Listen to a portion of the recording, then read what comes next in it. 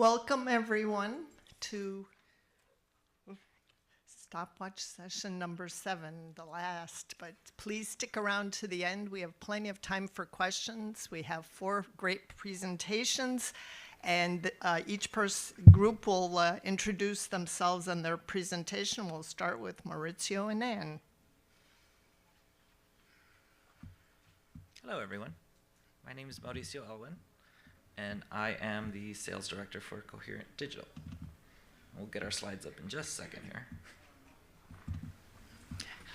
And I'm Ann Roll. I'm the director of system-wide digital library content for the California State University system.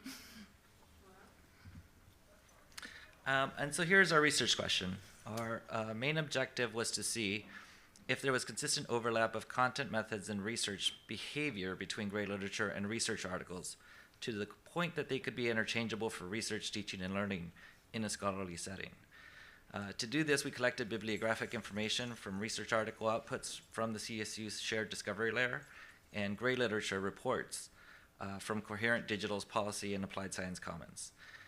Based on these 2 searches, affordable housing and climate change, we then further refined those to include only content from 2025 with further refinement to get to a sampling size of about 50 article outputs and 50 reports for each of the research questions, so 100 in total for each. Okay, so these are the metadata that we gathered for both the journal articles and the gray literature. I mean, as you can see, much of it is kind of standard bibliographic information, title, author, institutional affiliation, date of publication, publisher.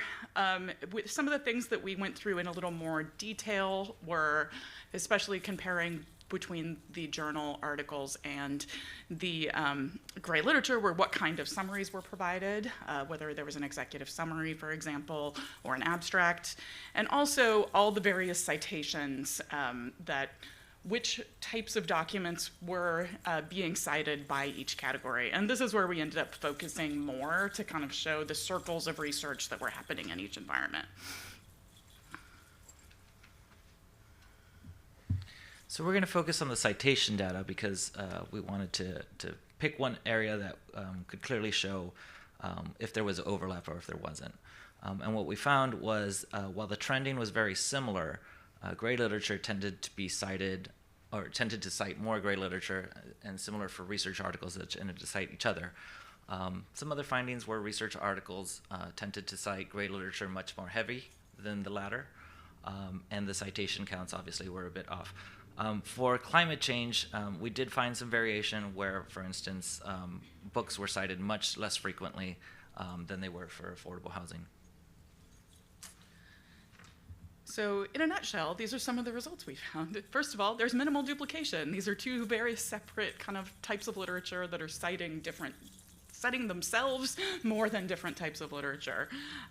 So they each serve different purposes. And that these 2 categories of content have very specific uses. That the journal articles were definitely citing past scholarly research and advancing theory, whereas there were some other things that were put in the gray literature we're putting towards really concrete real-world examples a little bit differently. So while they both have important parts of the scholarly process, they can be serving different purposes. Some other interesting findings were that there was a lot of open access both on the reports and the article side. So as far as cost containment, there are some strategies to be further researched there in terms of how you might apply that knowledge and use it for further research. Additionally, until recently, there's only been one shared infrastructure for the scholarly communication, specifically for journal articles. And so now we are really expanding that. Now that we have that expansion, we're finding more and more ways to implement and integrate that, specifically with professors that do work in both camps and do publish in both camps. So opening up a whole new wide world of research available to collaborate on and with their own impact trajectories. Thank you very much. That's it.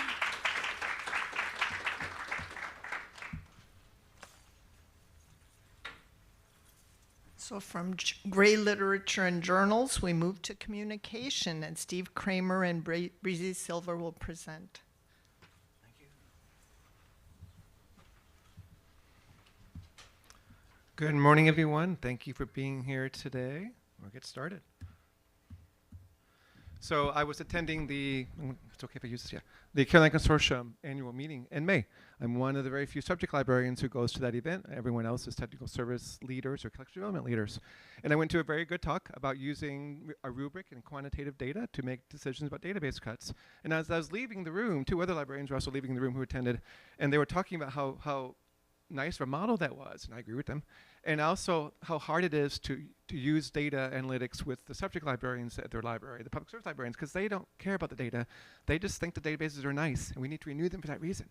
And as a subject librarian, I was first offended, like, well, no, we're not that dumb. We use data, but then I thought, no, you are absolutely right. We like other things than data. So that's, I mean, simplifying it a little bit, but I think that was a valid comparison of stereotypes of the two categories of librarians. You can't see this on screen, can you? Sorry, I don't know why that happened.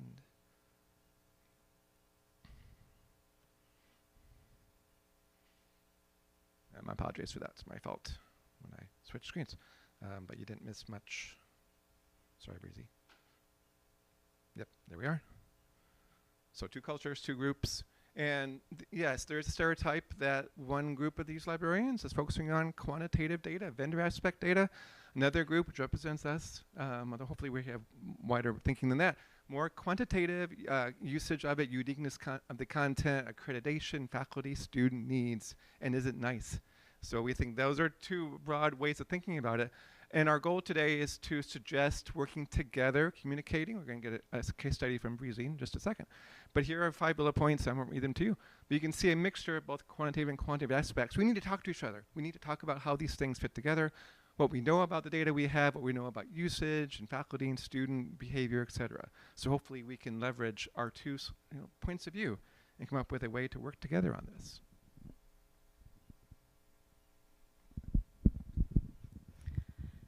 So how do we go about getting a shared decision-making process? As the business collections librarian, I felt like I was the mediator between our faculty liaisons and our collections budget person.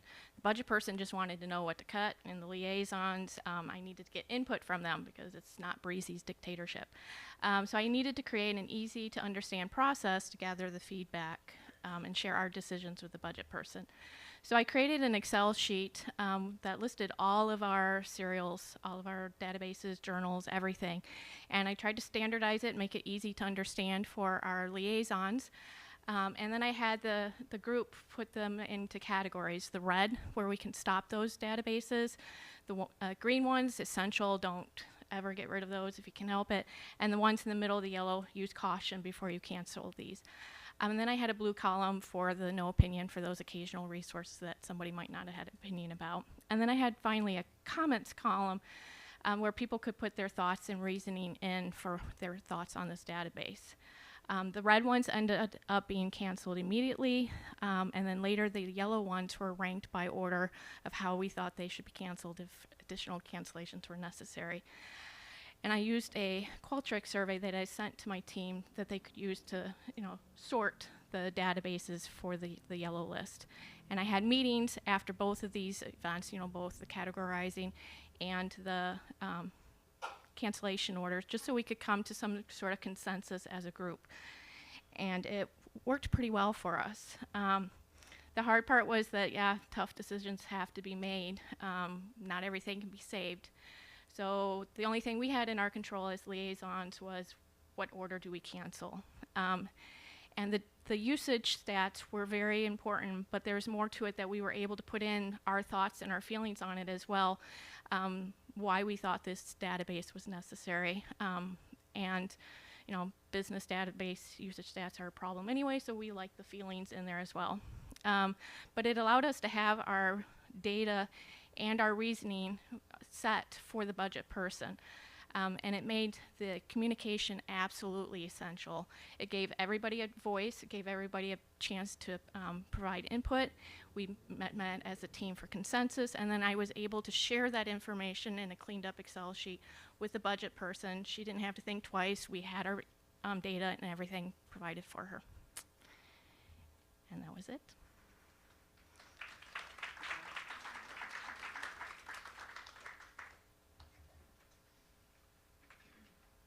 I am most impressed with everyone staying within their time slots. Leave lots of time for us to discuss. Next up, about renting or owning, John Abresh and Laura Pasquale will tell us more. Well, good afternoon. My name is John Abrish. I'm Coordinator Collections at the University of South Florida Library. My colleague Laura Pasquale is Director of our Collections and Discovery Department. And this afternoon, we'd like to talk about charting a balanced e-resource collection development using our experiences at the USF Library to share some of our experiences with you.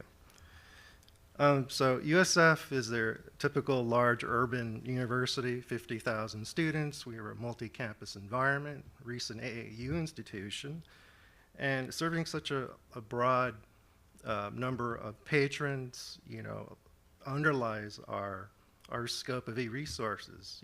Our portfolio includes e-journal subscriptions, databases, e-books.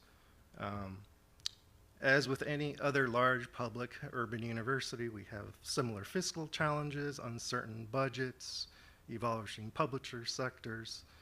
But being a more recent research university, we haven't developed a lot of the relationships in the community to maybe develop alternative funding sources. So we're still very much a university that's growing and evolving.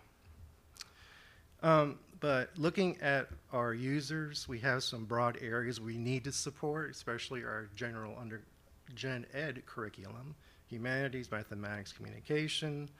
We have specific graduate programs that our data tells us that we need to support, doctoral programs like in criminology, industrial engineering, education, and of course, emerging areas like AI and cybersecurity.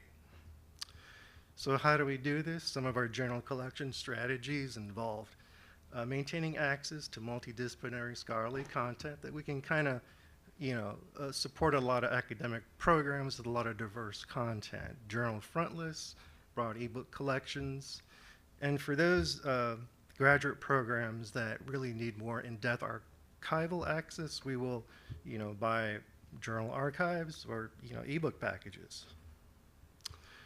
We're very driven by evidence base. We use a whole variety of tools, from Qualtrics surveys, interviews with faculty, gathering a lot of qualitative data, gathering a lot of quantitative data. We believe in creating a dialogue with our stakeholders on one hand to define what our needs are. Then once we receive or acquire resources, looking at usage stats, looking at trend data. And another framework to look at, subscription to ownership. There's a lot of factors that underlie looking at which items that we should acquire, and really the data, at least at USF, tilts the meter towards owning. We call it future-proof budget uncertainties with investing with specific academic programs that we know are going to grow and have a need for information resources in the near future. And like aggregator databases and subscription databases,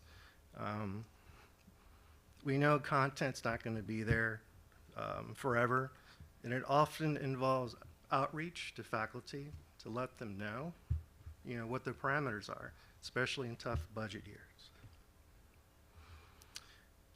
So I mentioned a lot of data, and I'm going to turn it over to Laura to go over some of the trends that we found.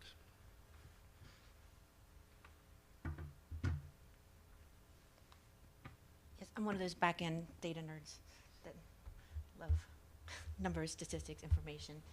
And as John said, at USF, we favor perpetual acquisition, partly due to our budget uncertainties, partly due to historic methods, and the need for security of content. Because it seems if you just remove even a book or two, it'll be noticed and an absolute tragedy. So, yeah, they notice. The past few years, we have amazingly had some one-time money at the year end. So we use that to purchase items we've been renting for years, and that worked well to bring down our annual recurring costs and give us a tiny bit of breathing room. No matter how tempting it is to save and bunch up some of that to enable a new recurring resource, we had to resist. That we just went as far as prepaying a few years of annual updates to try to buy out future hosting fees. Since it had been so long since we had any money, we tried to play catch up on ebook collections, newspaper archives, primary source databases, update journal archives, even a few new products that had perpetual purchase options. Sometimes it's a double-edged sword. We buy some great new stuff, but if it comes with annual hosting fees, we cannot buy out our annual updates, which at least is new content, or they keep adding new modules that you want to buy so as not to confuse your patrons, is why we only have some content. So even if it's one time, it's not completely one time. We do use a mixed approach overall. For journal packages, we have several packages. They're a mix of subscribed titles with perpetual access, plus access-only fees for the balance of the collections we need. I love the database models with perpetual for a content year if we can afford them. We have had to be selective on some smaller packages. But now we have, with the R&P agreements, those are always, you got to have the full collections, right? For ebooks, it's the same. We buy some front lists. We have some consortial subscriptions and some small individual subscriptions. Mostly for the past 15 years, we've had a very large DDA. But ebook prices on aggregator platforms have really gone up, and access models may be restrictive or DRM limited. Those have a good mix of rental spend and perpetual acquisition. EBAs are great too. The ones we currently have allocate all the upfront funds to perpetual purchase at regular pricing with good access models and allow to more at no cost. So broad access that you get for free with it. That means I'm out of time. I got one slide, but let's, where's the down arrow here? There it is. So just real quick, that's based on our purchase orders. Yes, you're telling me I'm done. Based on our purchase orders, that's kind of our split. This is by model, so you can see on the databases, of course, they're subscription only. On the journals, we try to get perpetual acquisition. Ebooks, mostly perpetual. Media, of course, we're trying to get perpetual, individual things, but we still have that one big old subscription for satisfying a lot of needs. And our data, our business data, is always only subscription. Just taking our non-journal recurring databases, ebooks, things like that, you can see how our spend is divided. It's still heavily subscription. Those databases pull it over to be heavily subscription over the past 3 years. I have a nice analysis here with a lot of words to go with it on the different. We've had 5 EBAs for many years. We've had a DDA, like I say, for at least 15 years. But we're just dipping our toe, looking at subscriptions. We don't love it, but now that things are changing, we're looking at ways to replace what we had with a kind of a mix. I think that's what like everything, we're going to end up with a little bit of this and a little bit of that. Because our past DDA trends, you can see it's been about half spend for perpetual and about half short-term loan costs, which are good to satisfy that you don't have to buy the whole book and you give broad access like the subscription model, but also about half for spend. So it's been good, and we've been looking at all the different options that are out there for other EBA programs and other DDA programs to supplement, and of course we just need to sustain the balance. Fight for every little penny, try to minimize our costs, bargain as much as we can, look at everything, see what we can trim so we can, survive. And we have a really great e-resource librarian who's turning into our collections analyst librarian. She just loves, wouldn't be our Charleston presentation if we didn't mention AI. So she just loves to use Notebook LM and any AI tools she can find to help her analyze the collections. Does some really cool stuff. So we're really proud of her with that. Thank you.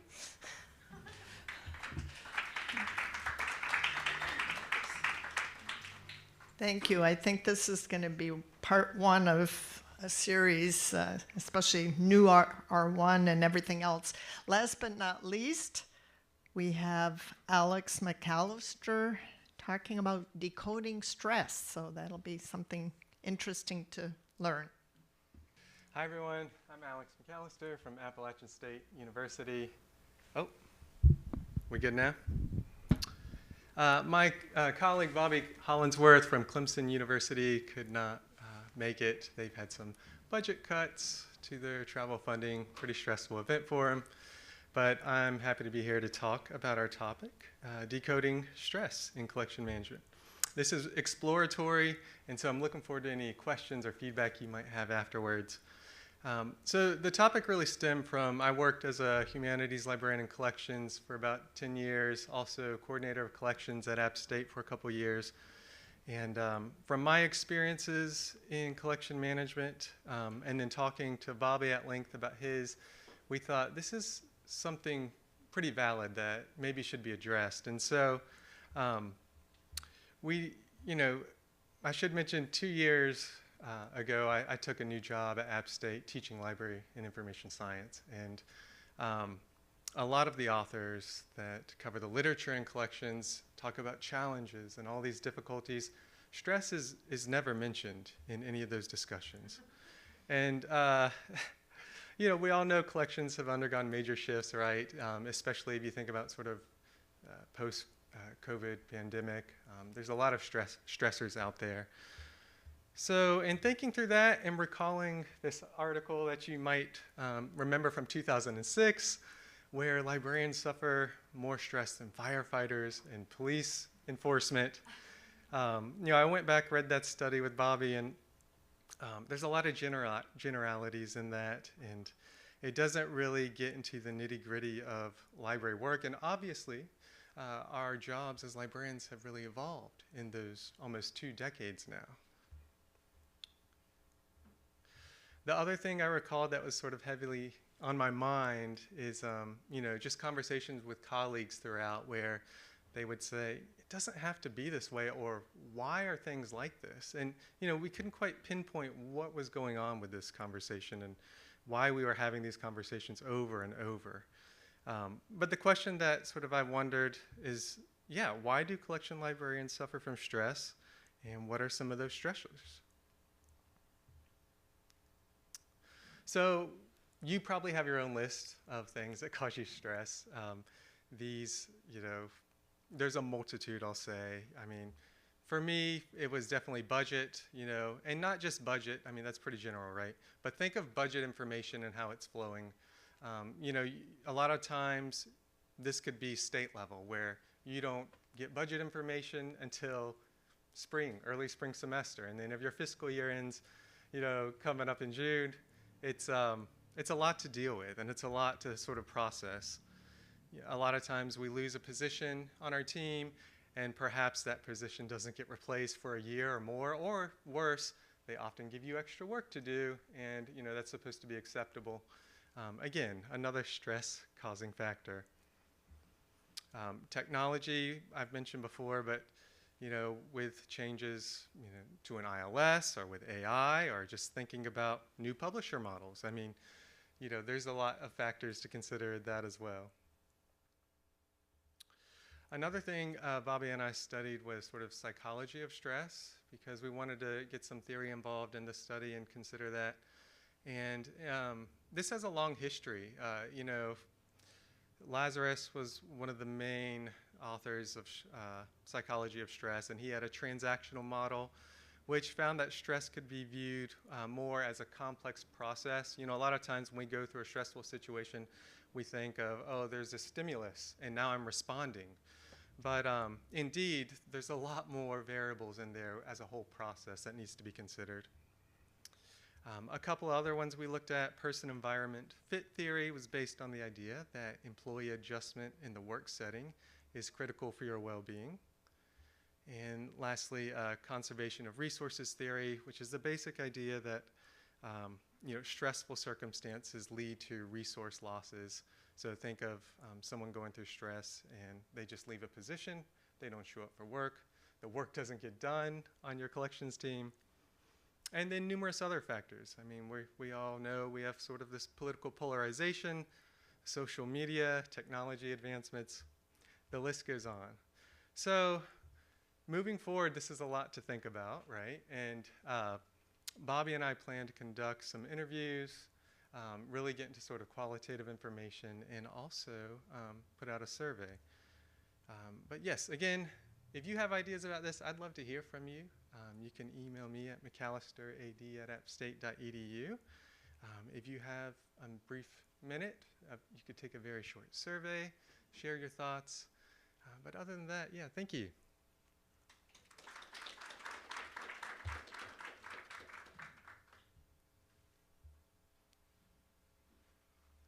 All right, thanks. I'll leave that up for just a few more seconds.